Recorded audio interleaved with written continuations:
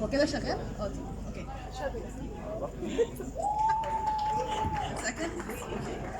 One planet, 195 countries, around 55,000 cities, 7.7 billion people. Conclusion: you're insignificant. Or so the world tells you. In fact, the society tells us a lot of stuff which on itself isn't such a bad thing, but unfortunately, people, instead of working hand in hand to find motives and rise and work together, we hear a lot more negative and discouraging things that it makes us really uncomfortable, that it makes us let go of a lot of our dreams, instead of the society working hand in hand in order to support us, to encourage us.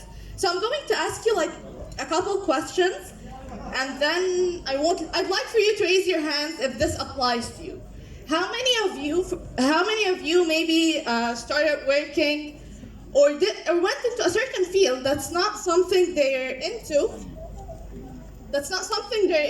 But you did it just due to the society's outlook, not because of your grades, like in university, not because of how you're applying things, but just because of the society's outlook. Okay. Yes. How many of you maybe started learning something new? Can you guys hear me like this? Okay. How many of you started learning something new? And quit it halfway instead of just. Sorry. Okay, sorry for that. How many of you started learning something new that you're really passionate about and then quit halfway? Or maybe didn't even start just because those around you discouraged you, told you it's not going to be good enough, or told you that you won't be able to do it? See, that is a large number of people who were perfectly able to pursue something they wanted but didn't, just because of how the society talks to them or what the society tries to instill into their minds. And all of us experience this on different levels wherever we go. People around us try to dictate how we live our lives and try to tell us what we should pursue in order to be successful, instead of telling us to pursue our dreams, to find our personal growth, to find what is it that we really want out of this life. And unfortunately, our community in particular has grown to become so negative and so discouraging. A lot of bad habits and bad behavior are spreading way too fast in our community, like aggression, bullying, hate, envy, disrespecting your elders and disrespecting your parents. And it's going way too fast without us really noticing it. And even more serious things like smoking, doing drugs, depression. In fact, as of 2019, amongst the Egyptian population, 20% are smokers. 60% of which are between the ages of 15 to 24, which is considered to be a very young average for the majority to be part of. And not to mention that half of the smokers also do other drugs. 5% of our population suffer from depression. 15% of them end up committing suicide. Now, laying down all of these facts and figures and describing the community in such a negative light doesn't mean that the situation is so bleak or that there's nothing good about our community. I came here to highlight the negatives as some sort of wake-up call. A call for us to improve the situation. And by us, I mean youth, I mean teens, I mean adults. Because when we think about changing the world, we don't really think about the effect of us as individuals. The first thing that comes to mind is big moves and organizations and all of those really inspiring things. And there's no doubt that they play such an important role, but at the end we should remember that these organizations, these moves, didn't start this big. They started from people just like us, people with vision, people who started small, worked hard and cooperated together in order to reach where they are, where they can have such a big, noticeable impact. Yet, what I'm saying is not that all of us should strive to create moves and organizations, but what I'm trying to talk about today is exploring the idea that maybe we can have even more of an impact from our current positions. And what I'm dubbing this as is the ripple effect. The analogy is really simple. So if you take a stone and throw it into a river, ripples are going to be created. And theoretically, if I want to take these ripples further, all I have to do is throw stones further and further.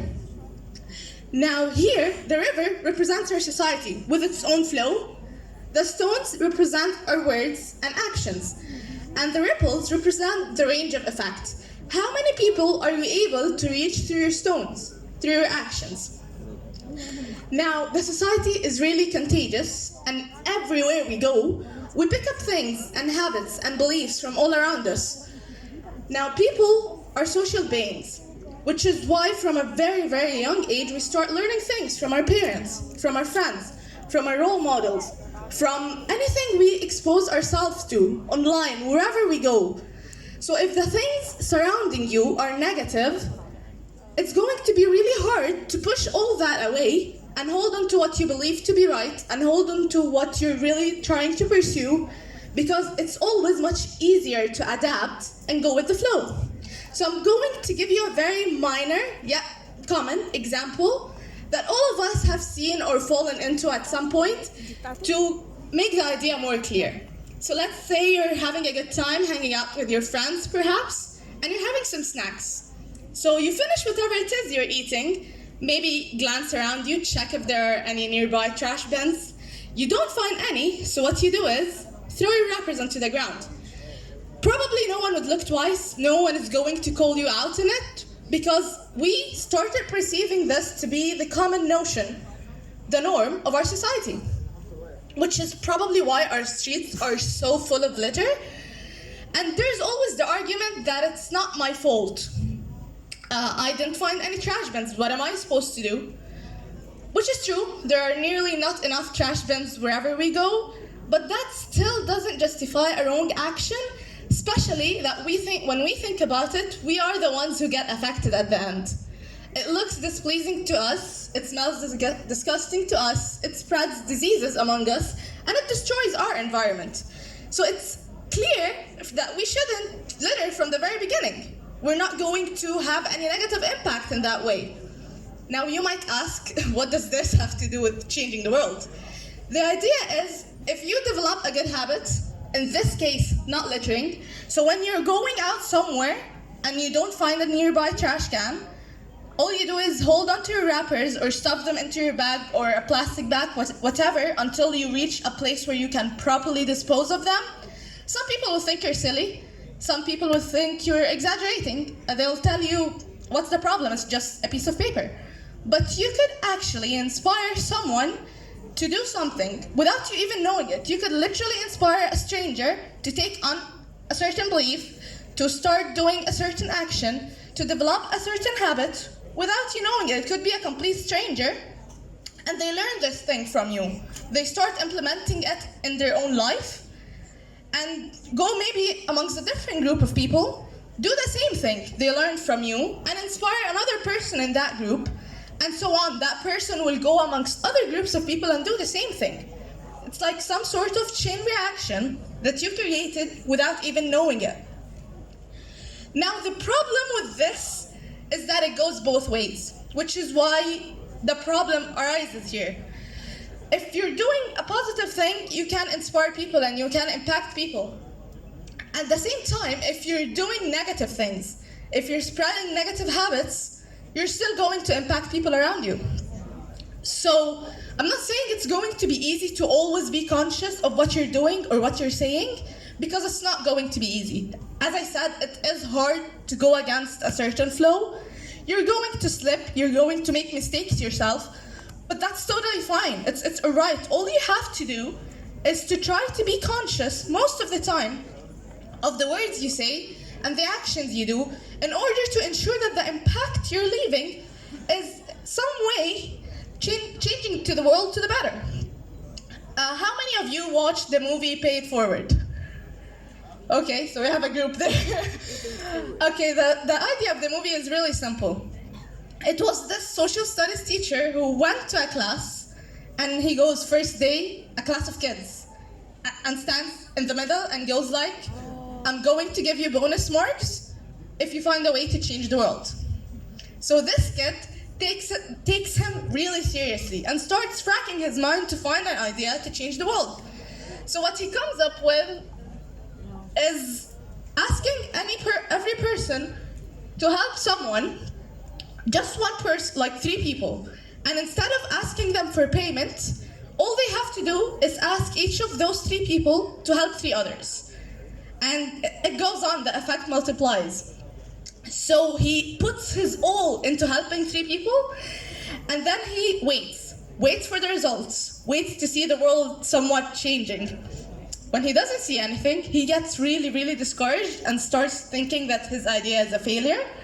While simultaneously, during the movie, there was this journalist who was tracking big incidents of help around the United States, where people help people with really big things and don't ask for payment. All they get is help 3 other people, just help pay this forward. And he goes until he reaches the kid and finds him, and he tells him how he's been roaming the country for months to find who is the person who initiated this idea. And the whole movie was really inspiring. There is actually a Pay It Forward Day on the 28th of April, where people are encouraged to do anonymous acts of help. Another person called James Back did a TED Talk about this, and it was called Serve Bliss, Pay It Forward. Now what this person did was really crazy. On his birthday, he gave away all of his properties. Not sold, but gave away all of his properties and kept just the essentials for him to go around the United States to help one person or one family in each state.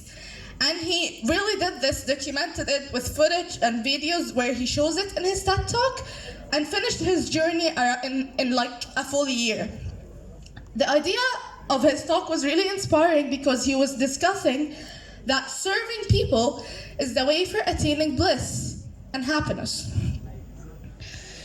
Helping someone, not littering, encouraging someone, complimenting someone, or maybe helping an old person carry their groceries, cross the street, pursuing your own dreams, spreading positivity, or even just smiling at people. All of these small actions can go a long way and have a huge impact, even if you don't know it. And frankly, you don't really need to know the impact you made. All you have to do is do what's right and be positive for yourself. And unknowingly, you're going to impact someone, somewhere, and help change the world just a little bit for the better.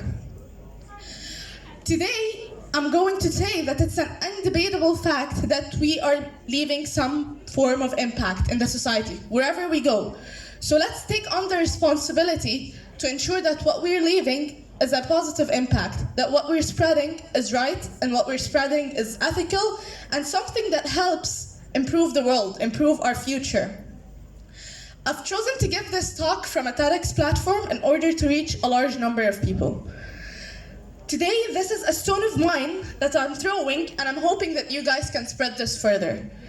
Today's theme is Dare To, so I'll end this talk daring all of you, myself included, to go against the flow, to do what's right and hold on to what really matters, and finally, to be ourselves in a world that demands us be anything but. Thank you.